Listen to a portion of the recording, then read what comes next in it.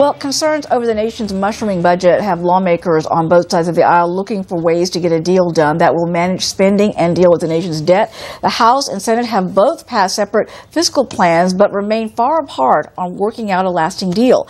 Joining us now, Republican Senator Mike Lee, who says he's not going to vote on any budget deal that includes funding for Obamacare. Welcome. Great to have you here in the studio. Thank you.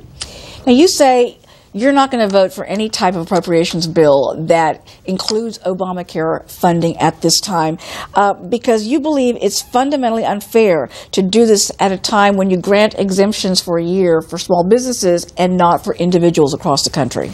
That's right. The president has told us he's not going to enforce the law against employers, those employers who have lobbyists and who can gain access to the White House. Meanwhile, hardworking Americans, individuals, families will be on the hook. They'll be penalized unless they comply with this law's exacting demands.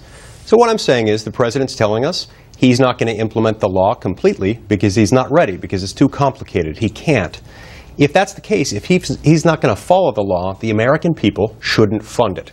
And so that's what I intend to do, is follow that command from the American people. Don't fund it, especially because he's not ready to follow it. Some are questioning why tie the funding for Obamacare to any type of appropriations measure.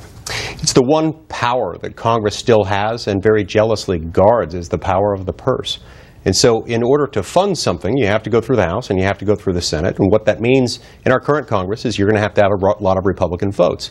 Republicans and now some Democrats are recognizing that this law's got some serious problems. It's certainly not ready to be implemented. Those of us who believe that need to put our money where our mouth is and say we're not going to fund it. What do you think is the reason really behind delaying the implementation of Obamacare for small business at this time? You know, it's difficult to say. The White House didn't offer much by way of explanation, but the cynic would argue that this has a lot to do with partisan political considerations. Going into the 2014 election cycle, the president understood that companies and workers alike were concerned about what the employer mandate was going to do to the job market. And perhaps that played a role. In any event, the law doesn't give him this authority, the authority that he exercised, the authority that he just took. This is legislative power that he tried to exercise. Just as the Supreme Court rewrote Obamacare twice last year, which is why I wrote a book about it, why John Roberts was wrong about health care, the president has followed the Supreme Court's lead, and he's now amended Obamacare, not just once, but twice. That's wrong. It was wrong for the court to do it. It's wrong for the president to do it. And Congress shouldn't fund him in that effort. This is the only way you feel you can hold him accountable for what he's done? It's the only way we can hold him accountable. This is our last stop. The continuing resolution, which expires September 30th, will have to be replaced. This continuing resolution debate is the last stop before Obamacare kicks in full force in January 1st, 2014. So if you're against Obamacare, you've got to be against funding for Obamacare. And behind all this backdrop, so many people are saying the implementation of this is so convoluted. It's so hard for people to really understand how this is supposed to be put into place at a time when so many businesses are struggling to stay afloat. Businesses are struggling to stay afloat. And importantly, remember what we heard from the Teamsters and from two other big unions this week.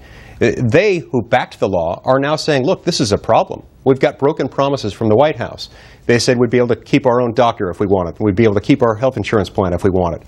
The administration's backing away from that because the law makes that impossible.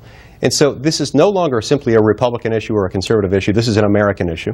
And those who are concerned about Obamacare's implementation, those who understand, as the president has now conceded, that this law is not ready to be implemented, should demand that their members of Congress in the House and in the Senate should refuse to vote for any continuing resolution or other appropriations measure that funds Obamacare. Really quickly, you think the GOP is going to hold firm and hopefully get more Democrats on board? The GOP must hold firm because the GOP has now controlled the House of Representatives since the 2010 election. The GOP-controlled House has continued to authorize funding in continuing resolutions for Obamacare. There were reasons for that. They thought the Supreme Court might take care of it. They thought we might win the presidential election. That hasn't happened. This is our last stop. This is our last opportunity to stop Obamacare. Senator, pleasure. Thank you for joining us today. Thank you. Appreciate it.